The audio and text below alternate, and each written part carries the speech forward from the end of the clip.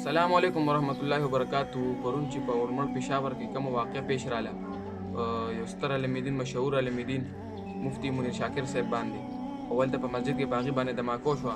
نو د مفتی منیر شاکر د مرګ نه یو شپږ ورځې مخکې بیان و.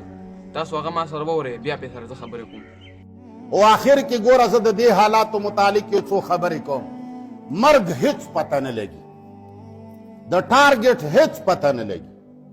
موږ ته په واټسپ باندې دمکې میلاو دي، موږ هغه دمکې سکرین کړي دي او د هغې مو سکین کړي مو دي او د هغې مو کاپي سره د درخواست د ورمړو تاڼې ته لیږلې ده، هغه مخکې لیږلې ده. سی ټي ډي تاڼې ته مو لیږلې ده، کیدای شي هغوی مخکې لیږلي وي یا کیدای شي نه یې لیږلي، ځکه چې زموږ څه حیثیت دی؟ حیثیت نشته.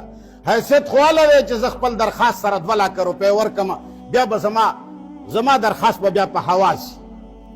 او ما ته همداسې هم دمکۍ میلاو دي او ما ته سرکار هم راکړي دي دمکیانې چې ګوره تا ته خطره ده. ای ما ته لیګل لیټر راوړی دی چې تا پسې خلک لګیا دي او سخته سنګینه خطره دی ده، که لس ټوپک وي 20 ګرځوه او که 20 وي 40 ګرځوه.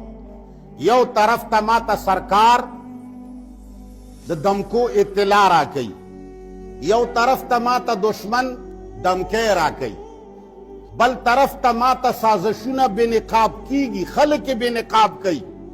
دا سازش روان دی، دا سازش.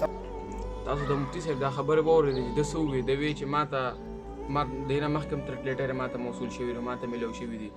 نو بس مفتي صاحب دا خبره دی د مرګ نه چې کوم دی 4 ورځې مخکې دا بیان وکړه. اوس یې راسره د زوی دا خبرې وویل چې زوی د مفتي منیر شاکر صاحب د مرګ نه بس څه وویل.